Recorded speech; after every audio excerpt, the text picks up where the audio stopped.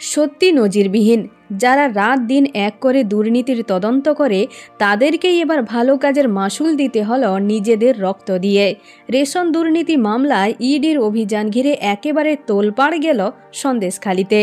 উত্তর ২৪ পরগনা জেলা পরিষদ মৎস্য ও প্রাণী সম্পদ কর্মাধ্যক্ষ শেখ শাহজাহানের বাড়িতে তল্লাশিতে গিয়ে তৃণমূল নেতার অনুগামীদের হাতে মার খেয়ে এলাকা ছাড়া ইডি আধিকারিক ও কেন্দ্রীয় বাহিনীর জওয়ানরা।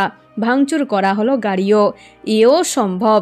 লজ্জাজনক এই ঘটনায় এবার মুখ খুললেন বিচারপতি অভিজিৎ গঙ্গোপাধ্যায়। সন্দেশখালির ঘটনায় কড়া মন্তব্য কলকাতা হাইকোর্টের বিচারপতি অভিজিৎ গঙ্গোপাধ্যায়।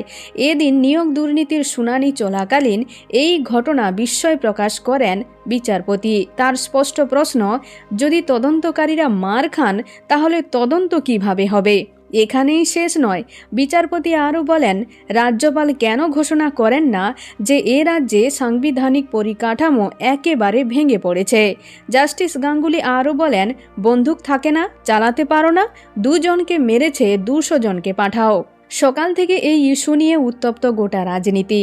ইতিমধ্যেই গোটা এই বিষয়টি স্বরাষ্ট্রমন্ত্রী অমিত শাহকে ফোনে জানিয়েছেন বিরোধী দলনেতা শুভেন্দু অধিকারী। কড়া টুইট বার্তা দিয়েছেন সোশ্যাল মিডিয়ায় শুভেন্দু অধিকারী। তো বন্ধুরা, এখন এই পর্যন্ত। আবার দেখা হচ্ছে রাজনীতির পরবর্তী আপডেট নিয়ে। ধন্যবাদ।